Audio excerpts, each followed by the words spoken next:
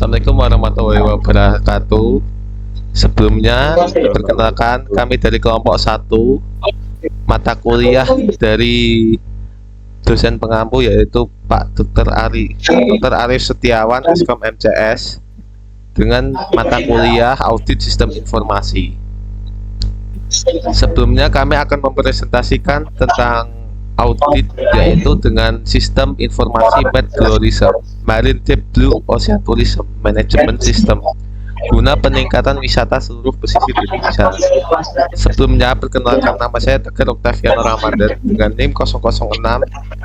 Kemudian ada teman saya yaitu Rengga Argadeva dengan NIM 077.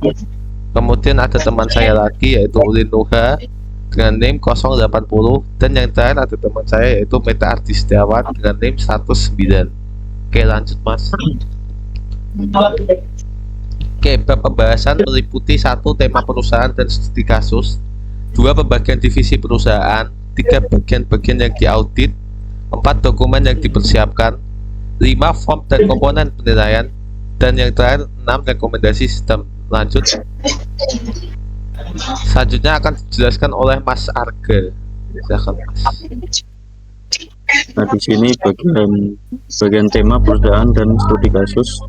Di sini kami mengambil tema perusahaan pariwisata kelautan manajemen sistem. Dengan studi kasus, sebuah perusahaan yang bergerak di bidang pengolahan pariwisata laut menghadapi tantangan untuk mengintegrasikan teknologi digital dalam operasional guna meningkatkan pengalaman wisata dan pelestarian lingkungan. Dengan 9 divisi utama termasuk IT, Development, Customer Service, Conservation, dan Environment, serta Marketing dan Promotion.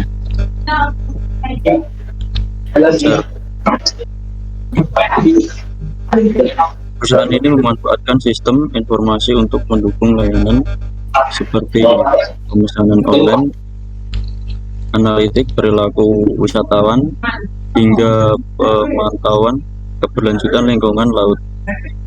Namun dalam implementasinya harus mengatasi berbagai isu seperti optimalisasi infrastruktur IT, pengolahan keluhan secara efisien, serta peningkatan strategi pemasaran digital yang berbasis data. Selanjutnya, Silakan Mas Ulin. Di sini ada pembagian divisi perusahaan. 1. Divisi pengembangan sistem informasi, ada 3. 1. Merancang, mengembangkan, dan memelihara sistem informasi pariwisata laut. 2. Mengintegrasikan fitur seperti pemesanan tiket online, jadwal tur, dan pelacakan aktivitas wisata. Dan 3. Menyediakan aplikasi mobil atau platform web untuk kemudahan pengguna.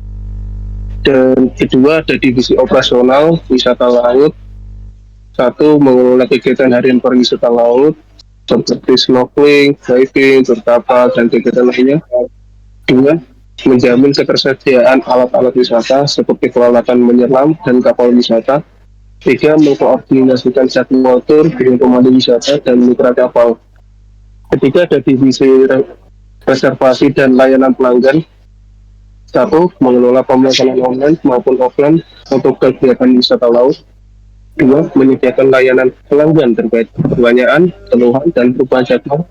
3. Memastikan pengalaman pelanggan berjalan mulus dari awal hingga akhir. Next. Keempat, ada divisi keamanan dan keselamatan. 1. Memastikan keselamatan wisatawan selama aktivitas di laut. 2. Melakukan pemeriksaan rutin pada peralatan keselamatan seperti jaket pelampung dan alat komunikasi. 3. Melatih tim tanggap darurat untuk situasi seperti cuaca buruk atau kecelakaan laut.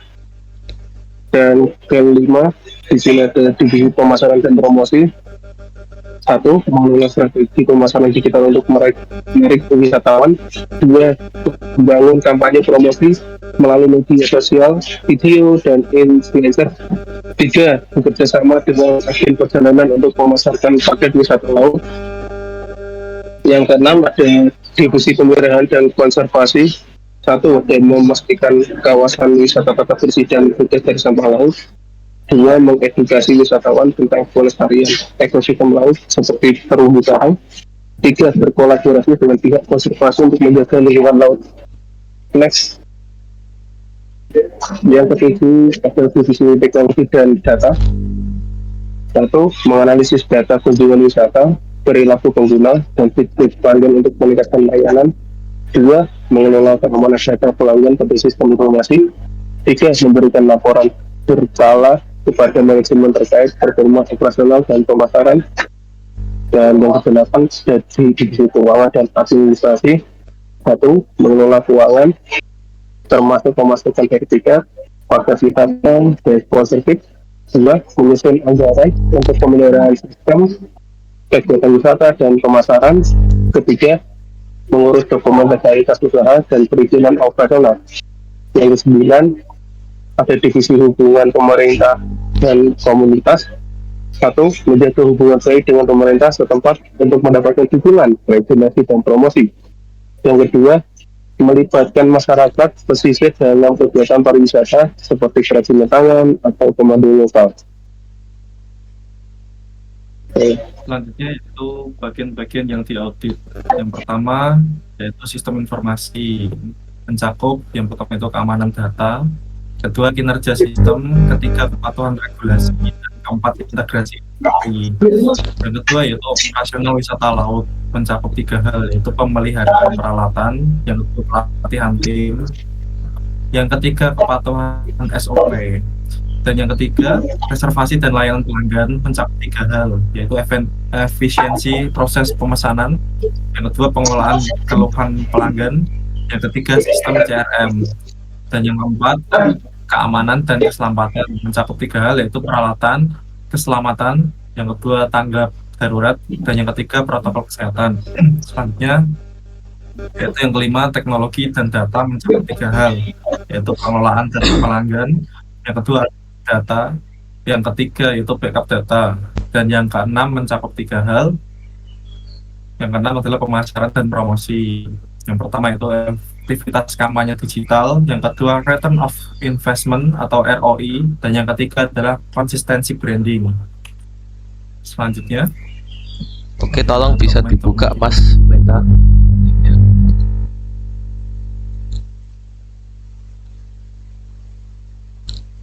Oke, baik, di sini ada tadi seperti yang dibilang oleh Mas Olin, terdapat 6 departemen. Per departemen itu ada 3 dokumen, yaitu yang pertama Departemen Sistem Informasi, memiliki dokumen yaitu Sistem Arsitektur Documentation, kemudian API Integration Logs, yang terakhir ada dokumen User Feedback Report on Apps, kemudian ada departemen selanjutnya yang di User Feedback. Tolong buka Mas Meta. yang di mana? User Ya feedback. itu. Oke. Kemudian ada departemen selanjutnya yaitu Divisi Operasional Wisata Laut, mencakup dokumen User Feedback Report on Apps. Kemudian ada Maintenance Log of System Update. Yang terakhir ada Daily Activity Logs. Nah, kemudian yang ketiga yaitu ada departemen atau divisi reservasi dan layanan pelanggan sebelah equipment itu Mas. Sebelah equipment. Inventory. Oke. Ini. Ya, terdapat equipment inventory record dokumennya. Kemudian ada tour guide schedule, itu untuk aktivitas jadwal tour. Kemudian ada incident report. Kemudian yang di divisi keselamatan dan keamanan itu ada booking record, dokumen booking record. Kemudian ada customer feedback and complaint. Yang terakhir ada dokumen customer support response time. Yang kelima ada divisi pemasaran selanjutnya. Oke, yang divisi pemasaran itu ada safety equipment inspection Gimana? lab, kemudian ada emergency response training dan incident resolution. Kemudian ada divisi pemeliharaan dan konservasi. Yang pertama ada dokumen compliance with maritime safety, yang kanan Pak. Kemudian ada visitor behavior analytic, dan yang terakhir ada data. Nah, setiap departemen memiliki divisi masing-masing. Kemudian lanjut kembali ke PPT. Setiap departemen memiliki dokumen masing-masing. Oke, lanjut. Oke, kemudian untuk use case-nya yaitu pertama user login, pimpinan login. Kemudian lanjut ke tahap selanjutnya yaitu user mengunggah audit atau dokumentasi dan diterima oleh pimpinan. Kemudian audit mendownload unggahan audit dan dikirim ke pimpinan. Selanjutnya yaitu terima dokumen audit, audit menerima dari pimpinan. Kemudian lanjut audit user, aktor audit mengaudit dokumen. Selanjutnya merekomendasikan sistem yang diterima oleh departemen masing-masing. Kemudian departemen masing-masing memberikan feedback kepada user. Oke, kita lanjut. Selanjutnya akan dibahas oleh Mas Arga, silahkan Mas.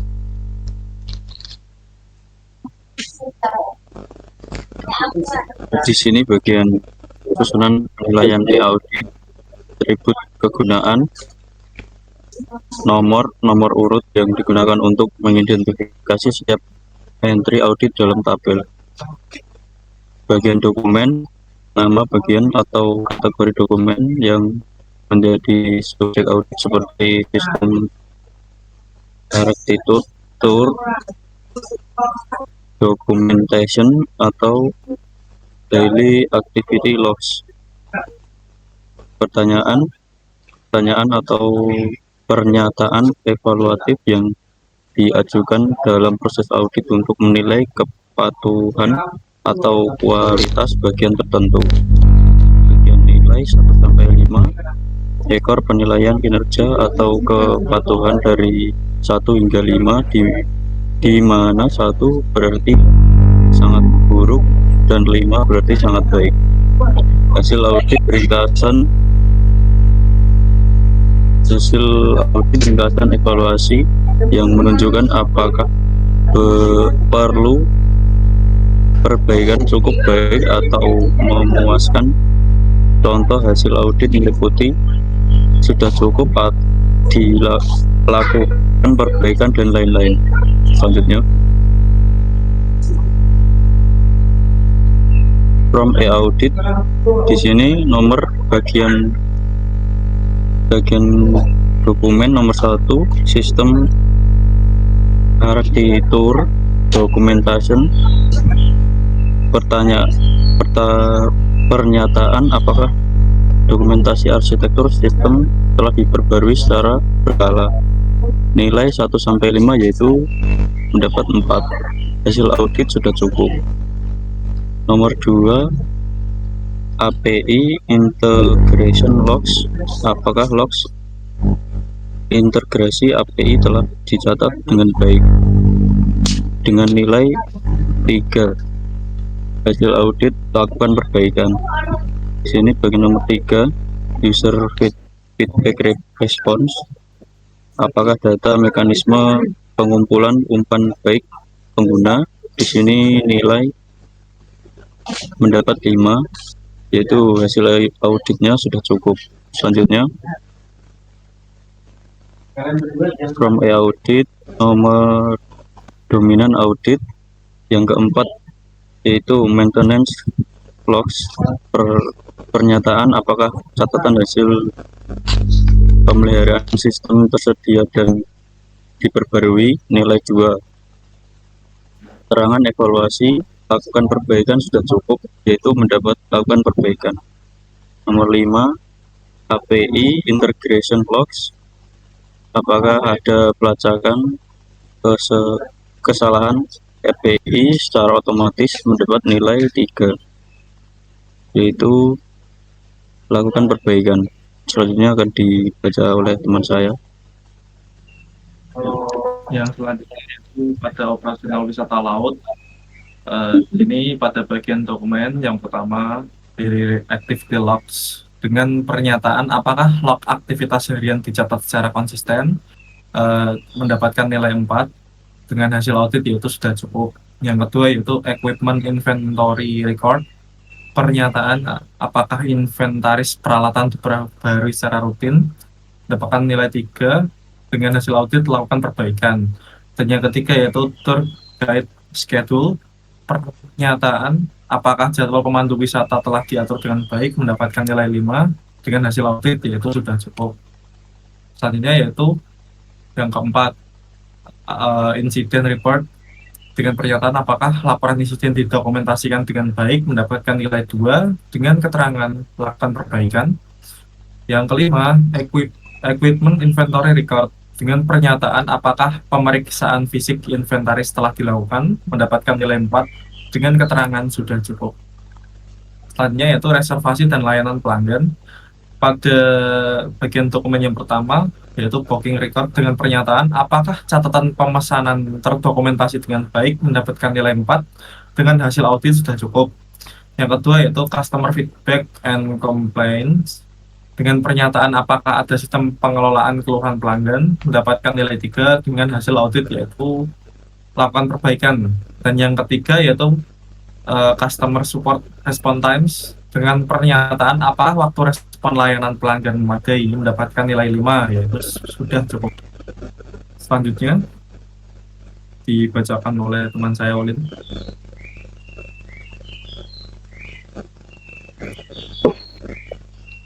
Oke, selanjutnya domain audit service completion report.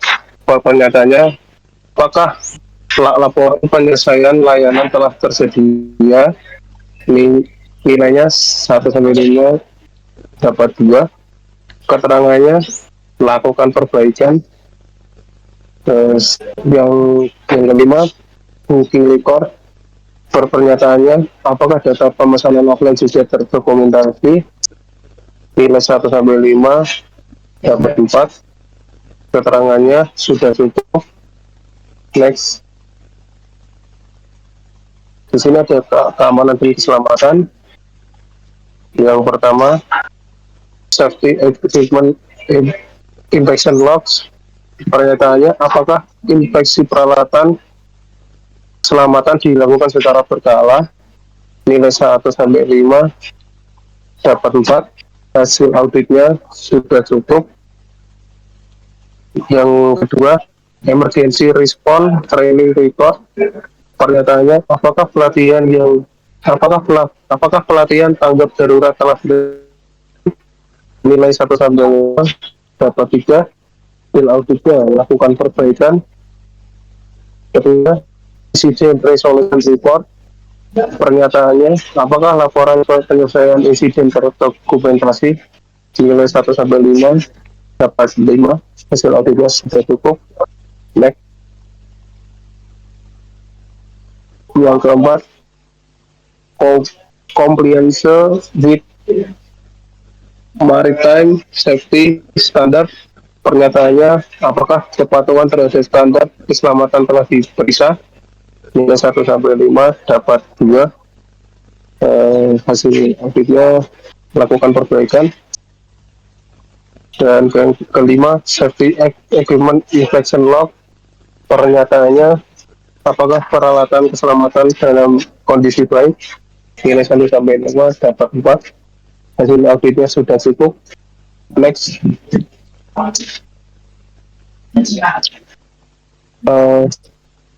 ini ada pemasaran dan promosi. Yang pertama ada digital marketing campaign performance report, pernyataannya apakah kinerja kampanye pemasaran digital dicantau, nilai 1-5 dapat 4, hasil auditnya sudah cukup. Yang kedua, sosial media analitik, pernyataannya apakah data analitik media sosial dianalisis secara rutin. Nilai 1-5 dapat 3. Hasil auditnya melakukan perbaikan. Yang ketiga, collaboration agreement, apakah pernyataannya apakah kesepakatan kolaborasi dengan agen perjalanan terdokumentasi. Nilainya 5.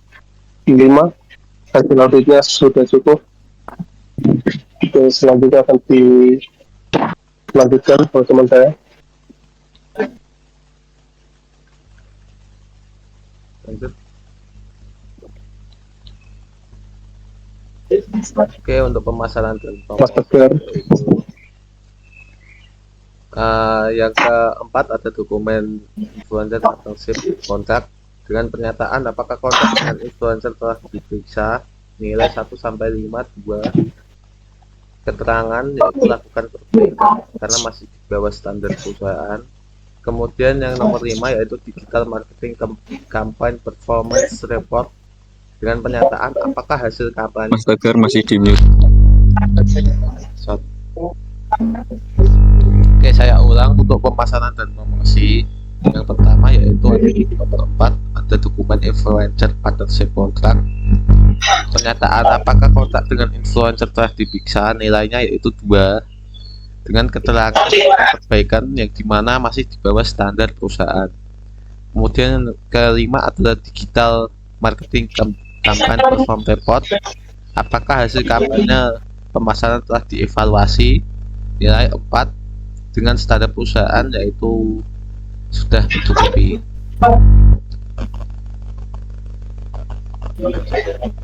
Ya, kemudian hasil rekomendasi audit dari divisi sistem informasi, area perbaikan yang direncanakan dan difokuskan yaitu yang pertama ada dokumen API integration logs dan maintenance logs.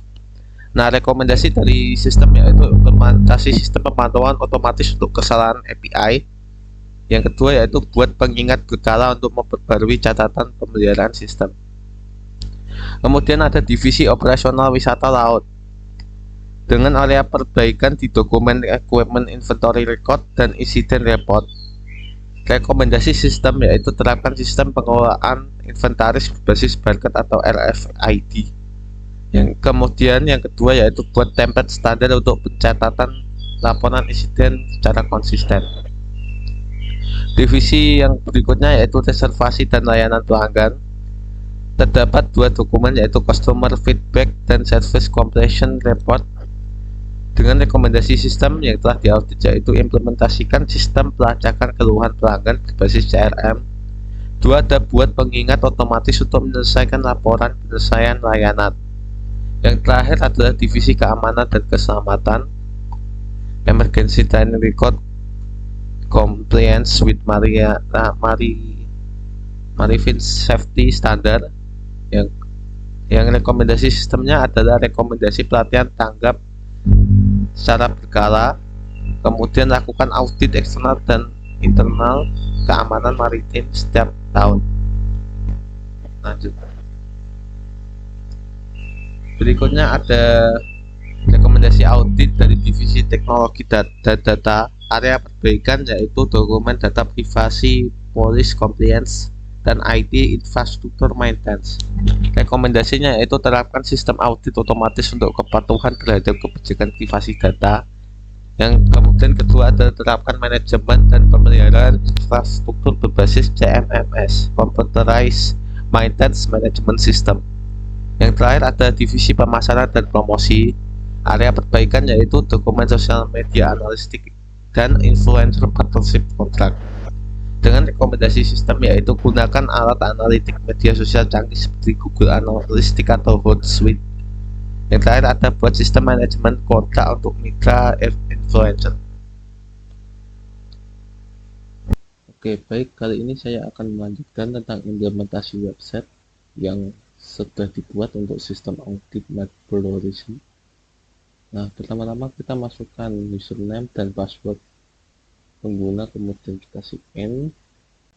Nah, untuk tampilan utamanya seperti ini. Ada Departemen Sistem Informasi, Operasional Wisata Laut, Konservasi, Keamanan, dan Departemen. Nah, contoh saya sedang membuat Departemen Sistem Informasi.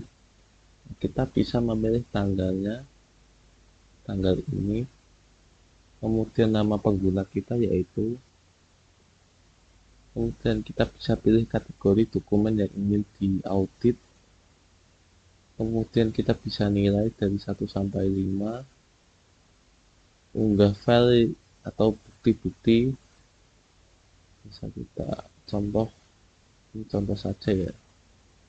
Kemudian kita bisa tambahkan pernyataan, misal dalam sistem atau dokumen menurut saya masih banyak kekurangan. Nah, kemudian kita send, maka nanti akan terkirim ke sistem audit. Nah, untuk sistem auditnya masih manual, jadi ini hanya gambaran implementasi form e-auditnya seperti ini. Baik. Oke, terima kasih dari kelompok kami, kelompok 1, yang itu tentang membahas sistem informasi Madlurism. Apabila ada salah kata dengan kelompok kami dan kekurangan, mohon maaf. Assalamualaikum warahmatullahi wabarakatuh.